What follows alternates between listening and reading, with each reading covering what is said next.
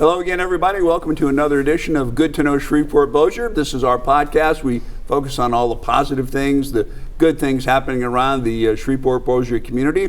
My name is Jeff Beimfohr. I'll be your host. Over here to my right is Paul Reiser. He's a member of the Committee of 100 and a businessman. Makes a lot of hamburgers around the community, or at least he used to, right? Used to. Used to. All right. Yeah. Well, I guess you're all fried up. That was a really poor attempt. We're working on them. That's good. All right. So anyway, Paul is here. He is introducing, as always, our special guest. The honor is yours.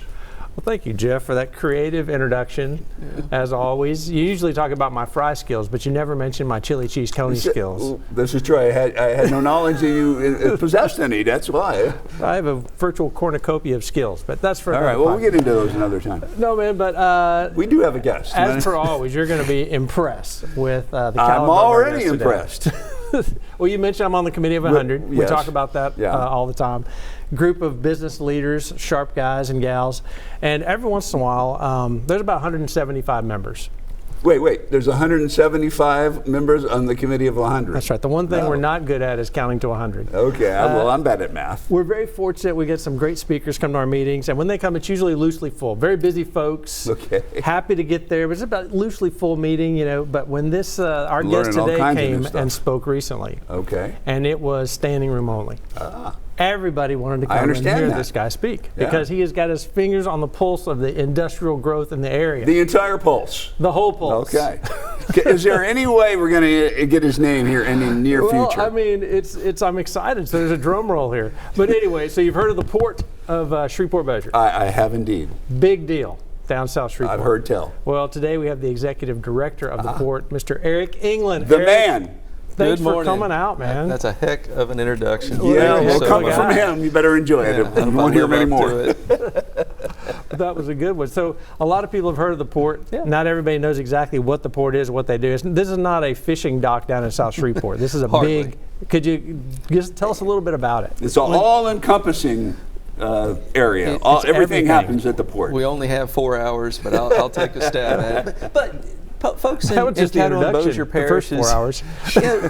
When we say port, you think of Port of Los Angeles or these ocean-going ports. Mm-hmm. A lot of folks may not even realize we have a port, but while we have maritime operations, the port is a huge landowner at 4,000 acres, and we're on the advent of purchasing another 550 acres, growing our footprint to a size that our commissioner set out many years ago. But we have land holdings, we have our maritime holdings, rail, pipeline, truck. We're a multimodal transportation facilitator for all types of businesses. So, I mean, it's not just boats floating around down there. No. Yeah, there's all kinds of stuff happening. The Red River, thanks to the efforts of many people in this community, going back to 1925 and the efforts that came in the decades later, folks like Doug Attaway that championed the Red River to become a channel once again, like it was when Shreveport was founded. But it did fall dormant in the late 1800s, and it took a revitalization. And those folks saw to it that we would have a navigation channel from the Mississippi River to the port, 5 locking dams. So that allows these barges to bring upwards of 360 truckloads in a single shipment to our port. And so not all of our customers utilize barge transportation every day. There are economies of scale that are massive, that some at certain points of the year don't have to take advantage, but they position themselves at the port where they have the opportunity. They have the opportunity to receive pricing from different forms of transportation, and they're located in a facility that is in the business of doing business. We understand return on investment. We understand profitability, and we take that and we ensure that the facility that we've created is conducive so that private businesses, members of the Committee of 100, members of worldwide business organizations can profit and do well and create jobs. It's paramount. It's what we've always promised folks, is that we would create jobs, good jobs for the community, ones where folks can have a family and have a great quality of life. And now the number's over 2,000 every single day folks that are in these jobs at the port, and the number is growing Yeah. So there's over 2,000 people that work at the port. So it's not just trains and boats coming in and onloading and offloading. There's a lot of industry down there, different companies. So give us an example of some of the businesses that are down there. These are 24/7, 24 hours a day, 7 days a week businesses. It's an industrial city. We have heavy manufacturing. Bentler Steel Tube manufactures steel pipe used for oil and gas exploration. A paper mill that manufactures linerboard for use in the production of boxes. Steel coating facilities. We've seen all the steel buildings that are being built in the area. Well, that steel comes in raw form and it's coated, it's like galvanized, and then it's painted, and then it goes out everywhere. And we have some lighter industrial operations, and just all together, our focus is industrial operations. There are some others, but its focus is heavy industrial, and that's how this facility was built, it's how it's maintained, it's how it's marketed. So I've been out to the port a few times, you know that, Yeah. and been into your headquarters there. I guess that's what you call it, your headquarters building. It's pretty cool. I mean, it doesn't fit the location, right? It looks like some modernistic future space building sitting down there in the middle of, industrial areas. But how many people actually work in that headquarters building? Yeah, let me tell you about it. At any given time, there'll be 20 people in that building on a daily basis, but the capabilities are in excess of 300.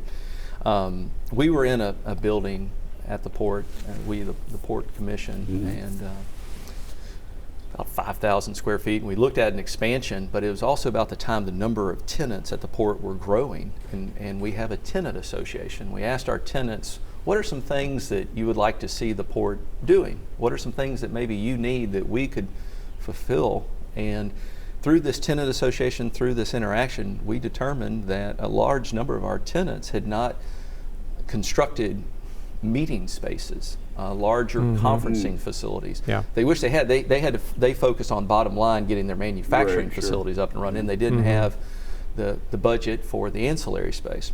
So our board, it was a visionary move on their part. They took what was going to be an office expansion, and it grew into this. And through several iterations with Kevin Bryan, who was our architect, and our commissioners, there's an element that provides not only a forum for the Port Commission to conduct its business, but two main categories of where it has really thrived and provided opportunities for even more jobs at the port is it's a place for startup companies at the port that are in the early stages before they even begin construction. So take, for example, Bentler Steel, a company headquartered in Salzburg, Austria.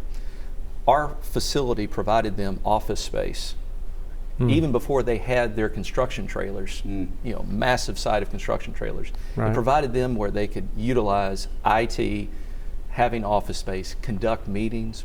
Yeah. And the second area is that we open that space for our customers. It's where our customers are able to conduct their own job fairs, those types of interviews that are off-site. There are things that they need to do off-site, and they're allowed to do them in the port.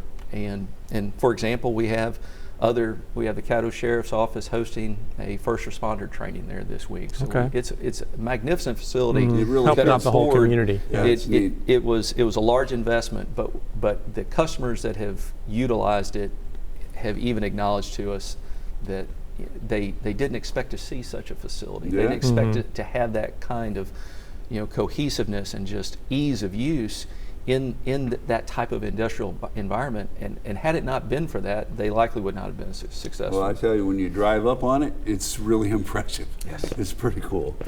Kevin did a great job. It's much cooler than when you say drive up on a Sonic restaurant. I'm just allegedly. Yeah. Ouch. I'm not even going to go there. Yeah. But, oh, that's okay. I will. But I'm going to take some pictures in your office later, Jeff. We'll talk about impressive. It's horrible. So what makes our port so attractive? I mean, there's not a lot of these facilities around the country. So I imagine it's very competitive. How do we get an international company from Austria and companies from all over the country to come here? What is it makes it so attractive? It begins at the top. We have a business-minded board of directors that is focused on our mission of providing the things we were talking about to the citizens of Caddo and Bossier. It begins there, and it just trickles down. Their mission has been effectively communicated to us, and then on a day-to-day basis, we are focused not only on providing transportation facilitation. That's a lot of syllables there, but transportation facilitation. Way more than he can count. In all modes of transportation, but the lion's share of our work that really fulfills the mission of fulfilling that promise to the citizens is taking raw acreage, raw farm acreage, and converting it to industrial property. So that is, the keywords here are, it's shovel-ready greenfield sites. These aren't brownfield sites, these are greenfield sites. And what makes us attractive to these worldwide companies is when they're looking at sites, they might review 100 sites for a $1 billion mill. They have their checklist. It's like when you go to buy a car or whatever, they have the things they want to look for.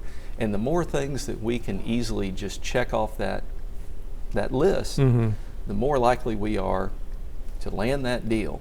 Things such as the zoning of the site, the drainage, the electrical power, natural gas, water, sewer, roadways, rail, and the list goes on and on. And that's what we do. We know how to, based on our experience, we started this process in the early 90s, and we completed a task of developing 2,000 acres. That's what is, if you will, those sites are where we have 2,000 people employed today. We know what the model looks like. We wrote the book. And the board said, okay, that was good. Let's focus for the next 40 years. Let's focus on the next generation. And several years ago, we started buying property. And we took our port from 2,000 to 4,000 acres relatively quickly. And what we're in the process doing now is, for example, building a $35 million water and sewer project to the port from Bossier City. So we have a redundant water supply. We're currently fed from the city of Shreveport, and we'll soon be finishing a $35 million water line from Bossier, redundant water, which is very critical. And that's an economic advantage to Bossier City, because you're going to be purchasing that water from Bossier. So that's because we have this plant in Bossier that with extra capacity, and now they can sell that extra capacity to the port. You nailed it. So what's the max? You said you went from 2,000 to 4,000 acres like that. You're buying all the time. Is there a max out there? Okay. There is. We went through a just called generally a scoping of how large can we effectively be, and our number sits somewhere in the 5 to 5,500 acre range. So we're going to soon be at about 4,500 acres.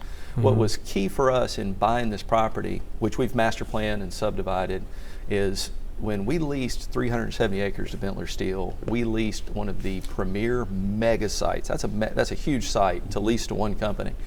We were without a mega site, so we made sure that this additional acreage we had, given all the gas wells that are generally in Northwest Louisiana, making sure that we could facilitate a large mega site, have the radius of curve for roads and railroad and gas wells. Refresh my memory now. I think it was Bentler Steel that when they were going in there, bought something that was being transported down the Red River by barge. And they had to get it onto a couple of trucks maybe. They sent me out to shoot video of this thing moving down the road. It was so, they had to close all the roads. Do you know what I'm talking about? I do, I can't remember what it was, but refresh, what was that? Yeah, so the Port Commission has the capability of large lift on, lift off, or we even have the capability of taking a barge and adding water to it, or floating it, sinking it or floating it to the level of our dock.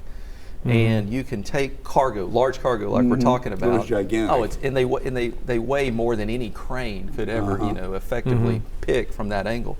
And you roll it from the barge onto the truck. Okay. Yeah, we've done it all the way back, going back to the 90s for Beard Industries, when the large pressure vessels would be manufactured in Slack Industrial Park. But we've seen some of the large manufacturing equipment for our customers, as well as refinery type equipment, these large pressure vessels. And we have a regular shipment of those now with another company. I think they had to move this thing at about 2 miles an hour down the road. Yeah, box slow. Couldn't make it around curve, or, corners and all that. It was crazy. Lifting power lines, blocking traffic. Yeah. It's amazing what can be done when it needs to be done. Well, they got it. They know how to do it at the port. Well, and this Shreveport Bossier. There's so much stuff coming, so much stuff already there. But you talk about getting it ready for people to show up. So even on a much smaller scale, you joke about my Sonics all the time, but on a much smaller scale. But when I only do that out of love and respect. Well, I appreciate that, and I believe it.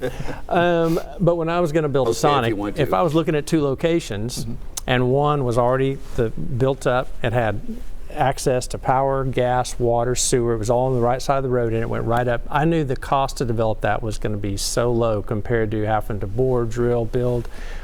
So just having that, I would imagine, attracts a lot of people. It does. Huge. But what is the advantage to our community in bringing all these big companies in?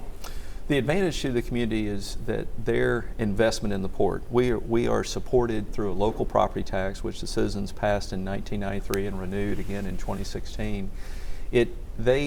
We all pay a small amount in property taxes to the Port Commission, and we take those dollars and we invest them in infrastructure that will return not only in a return on investment in terms of dollars, because in everything that we do in that regard, we have to look at it from a business standpoint. Right. We're responsible to the citizens of Caddo and Bossier to wisely spend their money, but we also have a metric for jobs. How many jobs will be created for this dollar of investment? And that is the focus. Is there a number that you've calculated for that? It varies. We've never had one that's exactly the same where it's not linear. Okay. It's not a completely linear. It all has to be taken into account because there's so many variables. But obviously if a company comes and it's not going to be a huge job producer, but it's a big cargo mover, then you see where that's one of the metrics. There's the balance. As long as it's a positive out. There's balance. There it is. I'd seen a number that it was for every dollar created on the port, it creates $4 of jobs off the port side. Is that reasonable? Yes. Dr. Lauren Scott conducted that research, and it is at least that. He was a great guest on our show. You want to be sure and look at that. It is. So look, so when you hear the word port, right? Ships, ocean liners, that's what the mind goes to. Yeah. I mean, that's not your fault. That's never going to happen at this port, right? No, or is it? No. So where do these come from and where do they go? Yeah, so we are a barge port, and one barge holds about 60 truckloads, and the lock and dams are configured such that they will hold 6 barges and a tugboat. Ship activity ceases at Baton Rouge. Okay. There's a clearance due to a bridge that even if you dug the channel deep enough, the clearance between the bridge and the ship would not facilitate. It's just not feasible. So cargo is transloaded from a ship to a barge, and then a tugboat pushes the barges to our port. And they arrive by way of Baton Rouge or New Orleans. There's 6 locks. There's 5 on the Red, and another lock they traverse between the Mississippi and the Red. And it's a short trip, and it obviously works. Yeah. And our customers literally save millions of dollars, while at the same time taking trucks off the road, less congestion, better for the environment, and those types of things. But I will say this: what we have witnessed in the world of logistics with our customers, it has become efficient. It is a small world when it comes to transportation, literally, in that if a transportation manager in East Texas can find a better price by just working a little bit harder, which they do, they may temporarily find a good deal and they'll take it. But they have that opportunity, and they have the benefit of communication to make it efficient. How is there interaction between, like, say, your port and I worked in Memphis for a while, and there's a gigantic intermodal, whatever they want to call it, intermodal. And I went out and did a story and went up into big cranes and stuff. They use they got everything coming in, like you're talking about. I do. Do you guys have any interconnection, or is there, or no? No, the answer is not a simple no, but it's not also all the time yes. Okay. It's somewhere in the middle.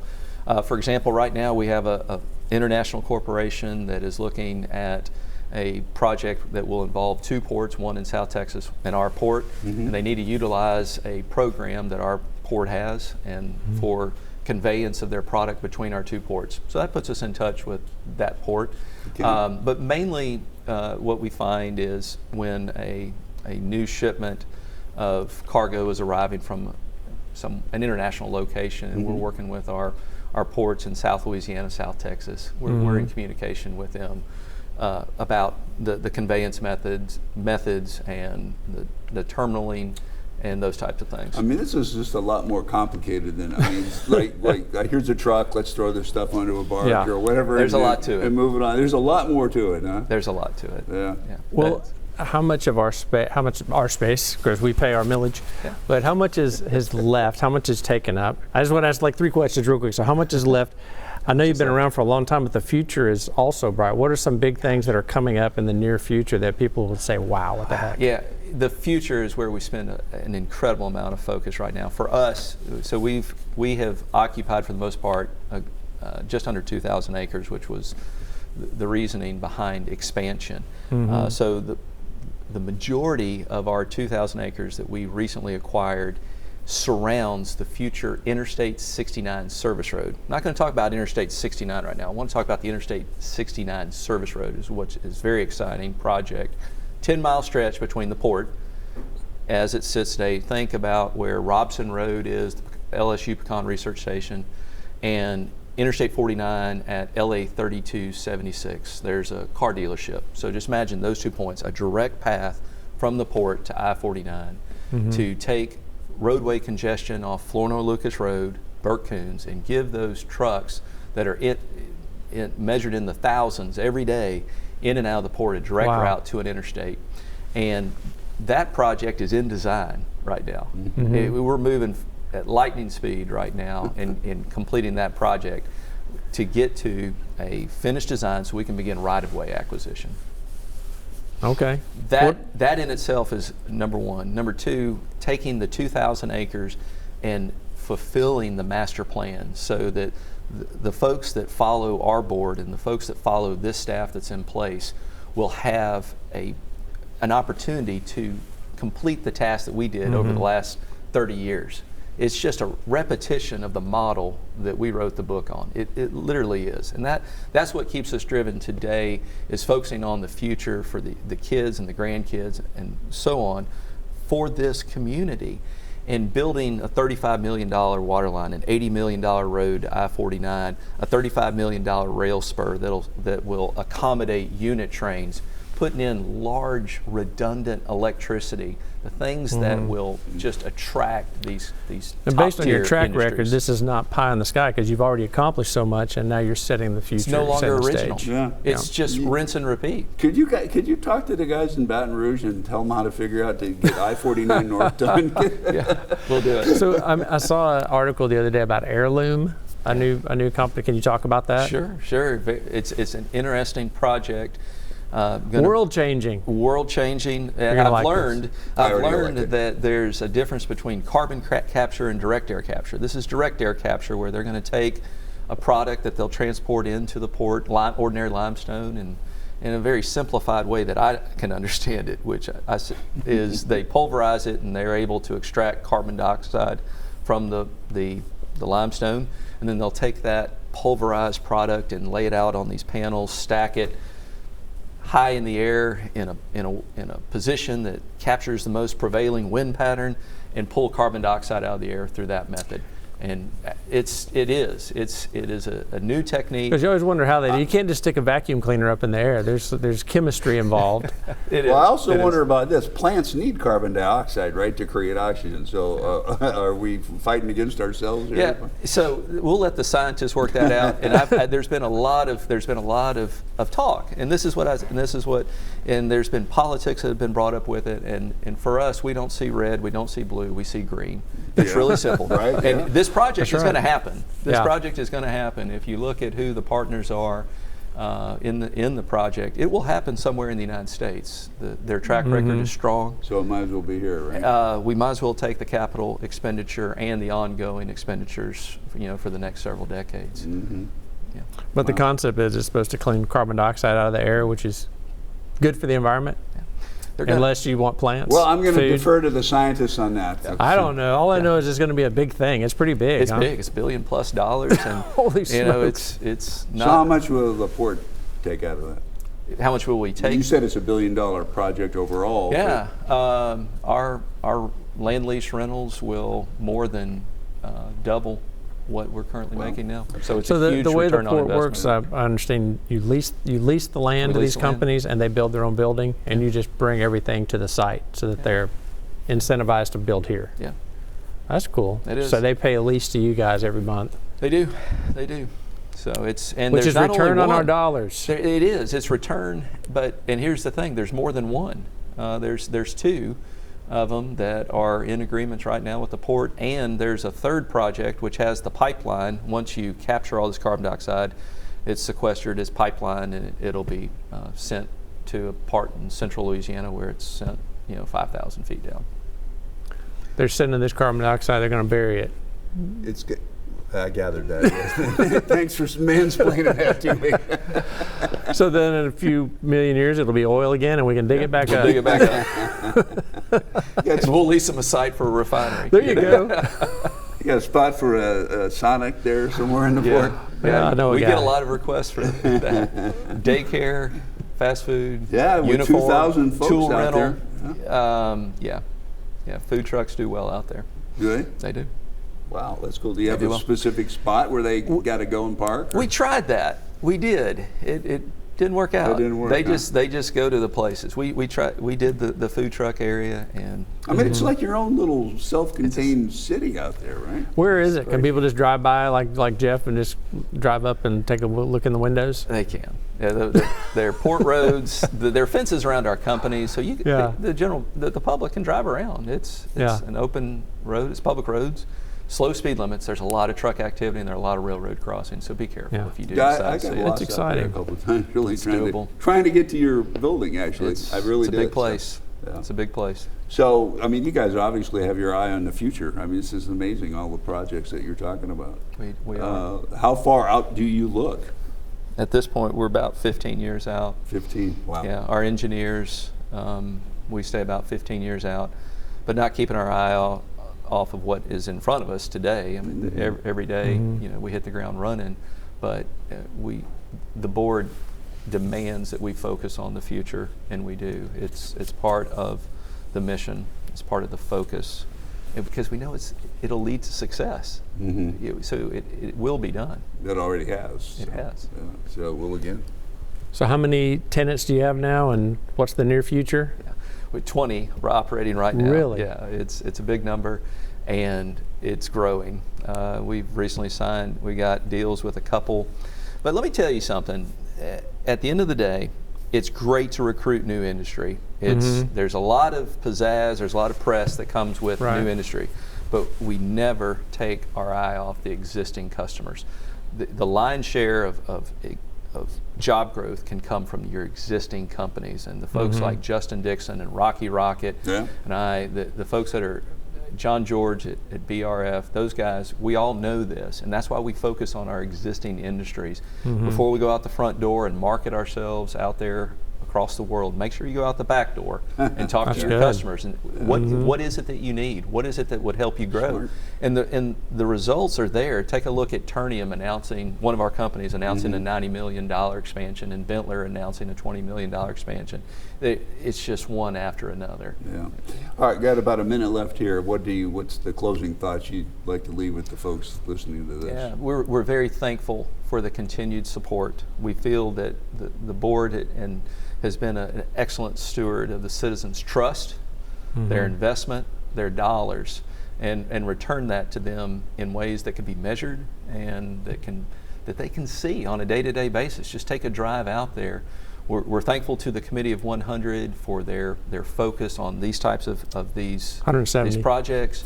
Staying focused on I-49 inner city, that's a huge one that we need to stay focused on. Keep your focus on that one. But all in all, the port with a mind on the future, but paying attention to the aspects that we have right in front of us today. Yeah. And Thank you. It's a big job. I mean, it's a huge job. I admire you guys. The Thanks, stuff man. that you do out there. It's Thank you. Big time stuff. We Every time appreciate I the hear you support. speak, man, I'm so glad that you're down there, energetic, and you're just always out there just doing a great job. So I Thank you. appreciate you, man. Thank you. All righty, thanks for being here. All right, rock and roll. Eric England from the Port of Shreveport-Bossier, and appreciate him being with us today. Paul Reiser, Jeff Beimfohr. This is Good to Know Shreveport-Bossier. You can catch it wherever you catch your podcast. Thanks for being here, and as always, this has been Good to Know.